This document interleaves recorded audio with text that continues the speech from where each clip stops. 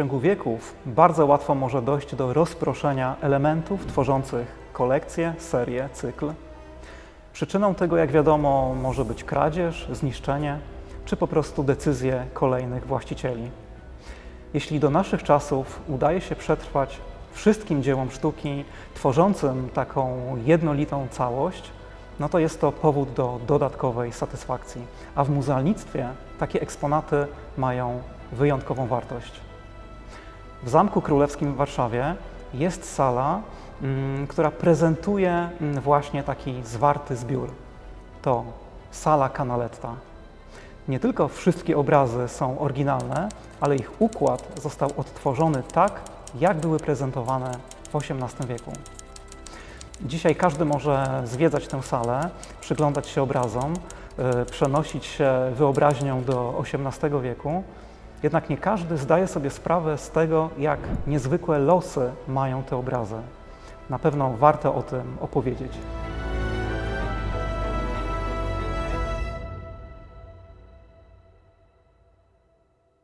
Naszą historię zacznijmy od przyjazdu Bellotta do Polski. Było to w 1767 roku.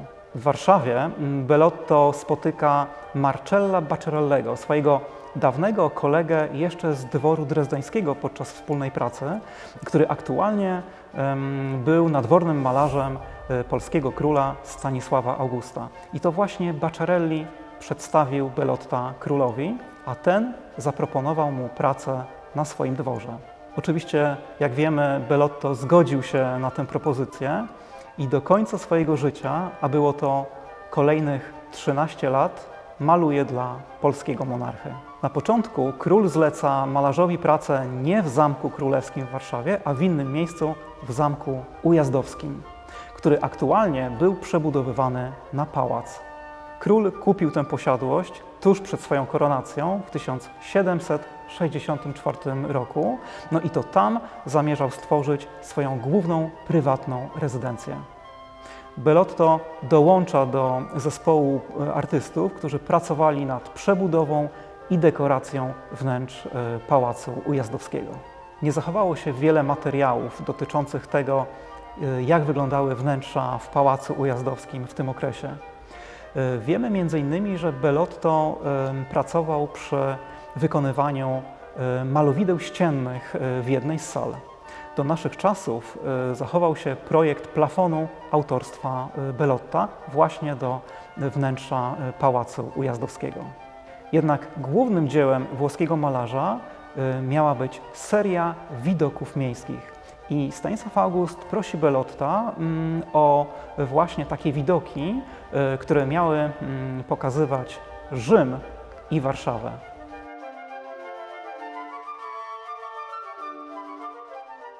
Bellotto przystępuje do pracy. Nie jeździ do Rzymu, żeby wykonywać szkice, byłoby to bardzo czasochłonne. Jako pomoc przy malowaniu obrazów, właśnie jako szkice, Bellotto używał grafik innego znanego włoskiego artysty Giovanniego Piranesiego. W XVIII wieku seria widoków Rzymu Piranesiego była bardzo popularna. Król takie grafiki miał w swojej kolekcji.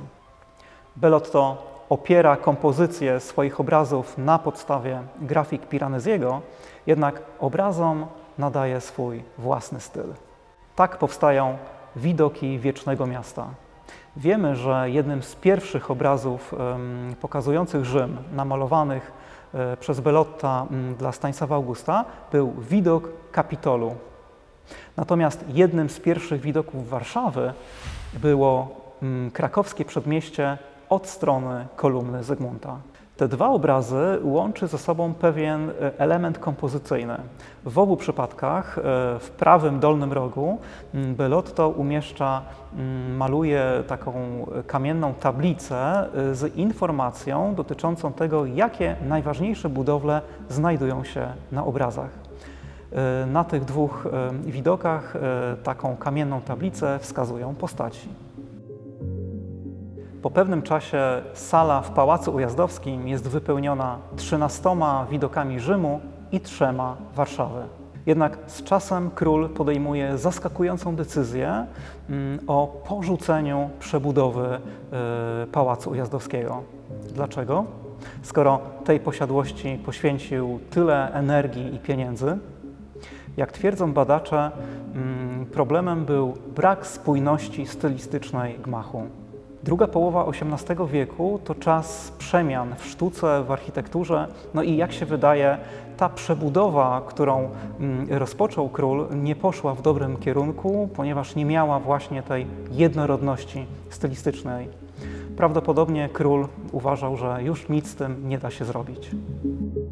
Stanisław August skupia się tym razem na modernizacji wnętrz Zamku Królewskiego w Warszawie. I tu zostaje wybrana sala w skrzydle południowo-wschodnim, która ma prezentować już wcześniej powstałe obrazy Belotta. Gdybyśmy przenieśli się do tej sali około 1777 roku, to zobaczylibyśmy 10 widoków Rzymu i już 12 Warszawy. Stanisław August podejmuje decyzję o polonizacji tematyki wszystkich obrazów. Wszystkie od tej pory mają pokazywać Warszawę i jej okolice. I do końca swojego życia Bellotto maluje widoki Warszawy, zastępując nimi obrazy Wiecznego Miasta. W 1780 roku sala jest ukończona. Prezentuje 22 widoki Warszawy, jej okolic i elekcje Stanisława Augusta.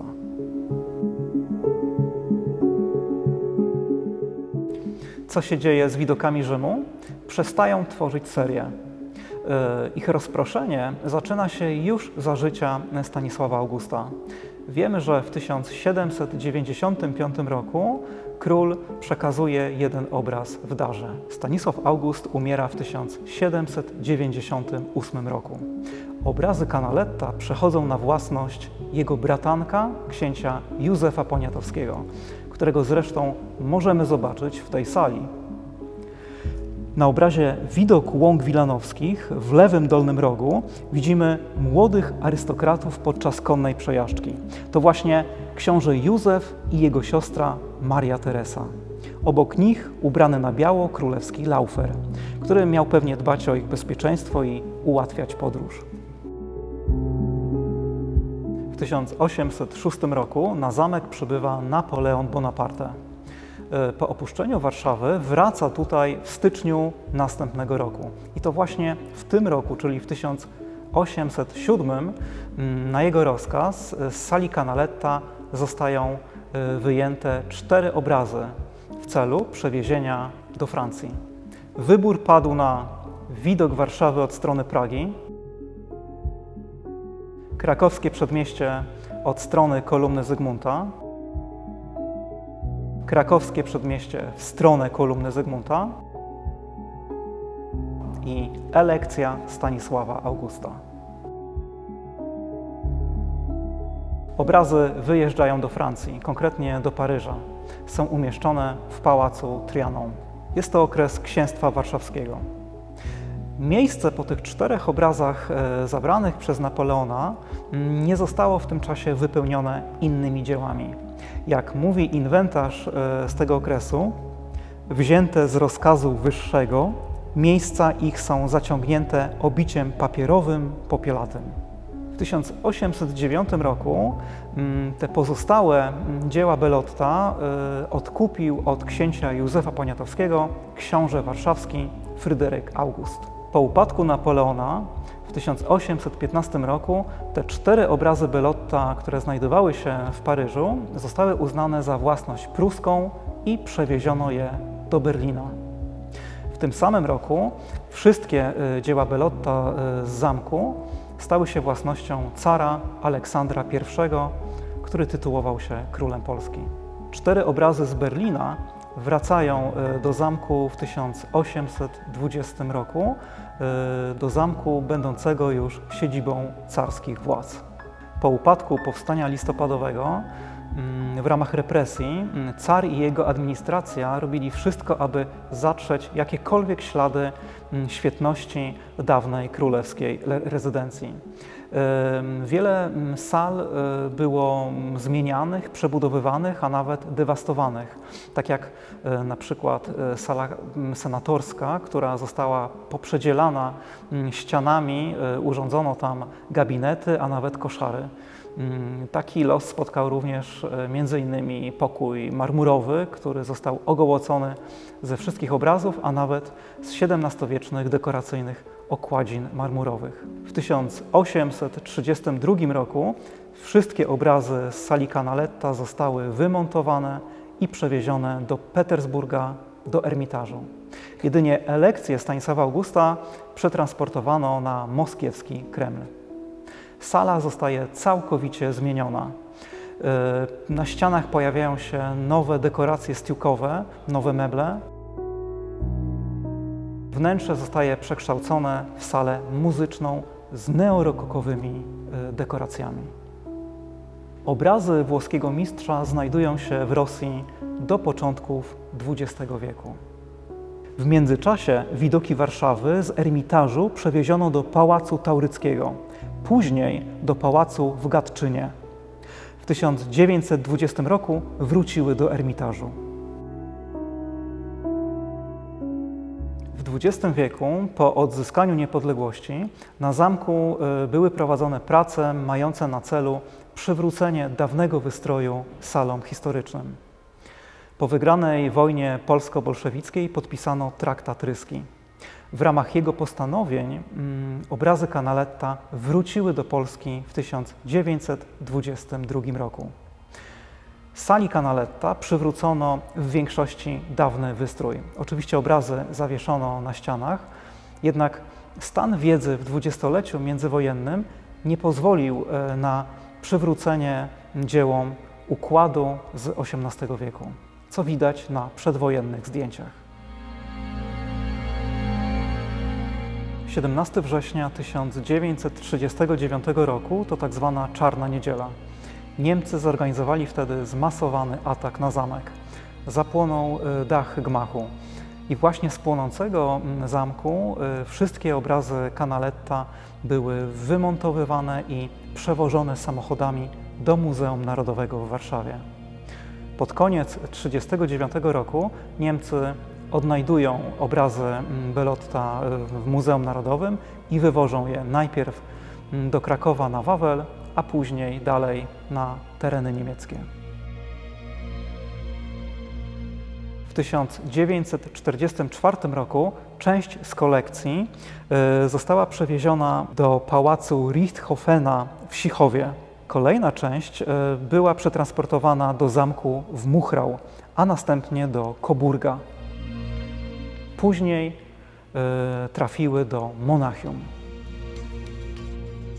Polski historyk sztuki Karol Estreicher, który już w czasie wojny z wielkim zaangażowaniem i pasją zajmował się kwestią ratowania zagrabionych skarbów polskiej kultury, w 1946 roku w Monachium odnalazł obrazy Canaletta. Zapisał wtedy: dziś rano, zawinięte w gobelin sandomierski, odnalazłem przypadkiem obrazy Canaletta. Komplet. Jakaż moja radość. Natychmiast nadaję depeszę do Warszawy. Estreicher zapisał również zdanie, w którym stwierdza, że tym, czym jest znaleziony wcześniej ołtarz Wita Stwosza dla Krakowa, tym są obrazy Canaletta dla Warszawy.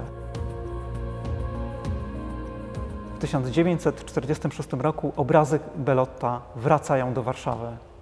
Nie mogą być zawieszone w zamku, ponieważ na miejscu dawnej królewskiej rezydencji pozostało morze gruzów.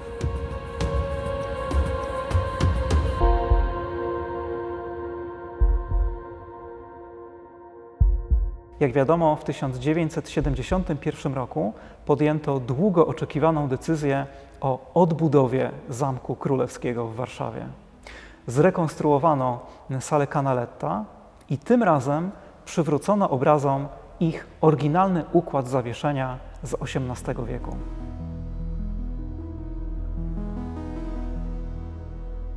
Bellotto, malując obrazy, doskonale wiedział, w którym miejscu zostaną zawieszone. Kiedy przyjrzymy się dokładnie, zauważymy, że malowidła umieszczone są parami, odpowiadają sobie kompozycyjnie.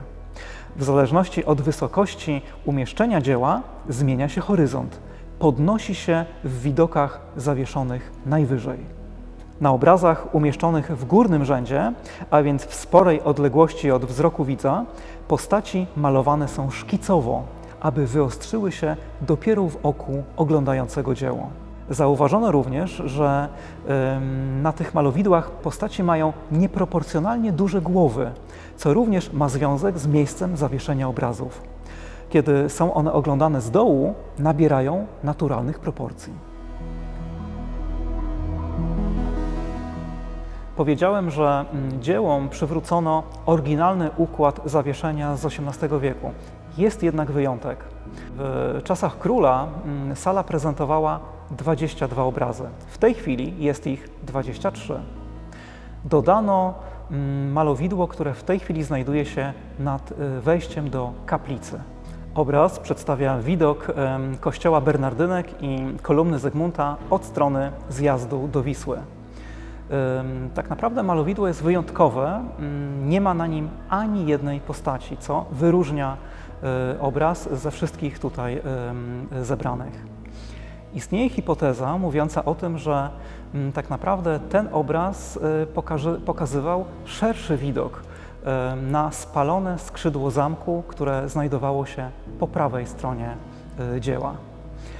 Podobnie jak w drugiej wersji tego obrazu, tym razem wypełnionej postaciami. Niestety ta druga wersja zaginęła w czasie wojny. Znamy ją tylko z przedwojennych czarno-białych zdjęć. A jest to obraz bardzo ciekawy. Na tej drugiej właśnie wersji w centrum Bellotto umieścił króla na koniu, który dokonuje inspekcji prac budowlanych. I właśnie relacje z tych prac tutaj składa monarsze jego nadworny architekt Jakub Fontana. Miejmy nadzieję, że dzieło kiedyś się odnajdzie.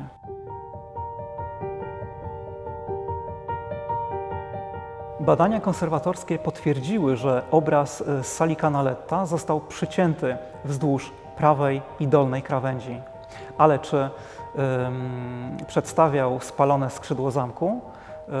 Tak naprawdę dyskusja na ten temat ciągle jest otwarta. Obrazy Bellotta cały czas są odkrywane na nowo.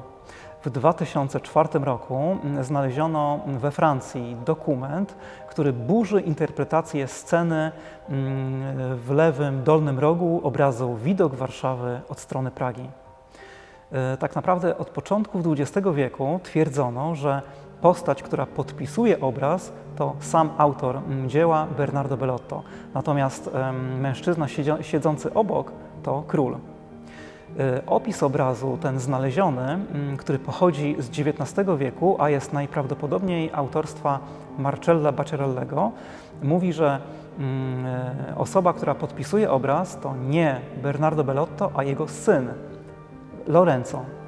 Natomiast mężczyzna siedzący obok to nie król, a sam właśnie Bernardo Bellotto. Czy jednak na obrazie jest obecny król? Okazuje się, że tak. Płynie łodzią, a wszystkie osoby znajdujące się na brzegu czekają na monarchę.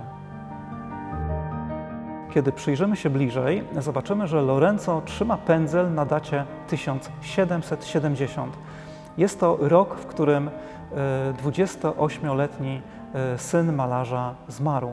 Więc wydaje się, że umieszczenie Lorenza na tym obrazie było gestem upamiętnienia go przez ojca. W tym dziele badacze rozpoznali jeszcze inne postaci. Mężczyzna, na którego wskazuje Bellotto, to prawdopodobnie adiutant króla Henryk Budzał. Budzał zginął tragicznie w 1771 roku, broniąc króla podczas zamachu na monarchę. Pojawiła się również hipoteza, że obok postaci został domalowany pies jako symbol wierności, lojalności. Jedna z osób trzymających płótno została z kolei zidentyfikowana jako Karl de Perthes, królewski geograf i jednocześnie zięć Bellotta. Włoski malarz sportretował de Pertesa jeszcze na innym obrazie razem ze swoją córką Józefą na obrazie Widok Ujazdowa i Łazienek. Na początku lat 2000 na obrazie Elekcja Stanisława Augusta został z kolei rozpoznany wnuczek malarza Edward. Obrazy Bellotta kryją w sobie jeszcze wiele wątków do odkrywania. Pozostają kolejne postaci do zidentyfikowania. Oczywiście dzieła Bellotta są ważnym źródłem informacji dotyczącym architektury dawnej Warszawy, ale jednocześnie też obyczajów czy strojów mieszkańców. Jak wiadomo, po II wojnie światowej dzieła Bellotta były bardzo ważną pomocą w rekonstrukcji budowli Starej Warszawy. Dzięki odbudowie Zamku Królewskiego w Warszawie i rekonstrukcji sali Canaletta każdy do dzisiaj może podziwiać widoki Warszawy w ich oryginalnym miejscu i układzie z XVIII wieku. I dzięki temu każdy może sam ocenić efekt, o którym była mowa już wcześniej, że nie tylko poszczególny obraz, ale cała sala miała być jednym wielkim dziełem sztuki.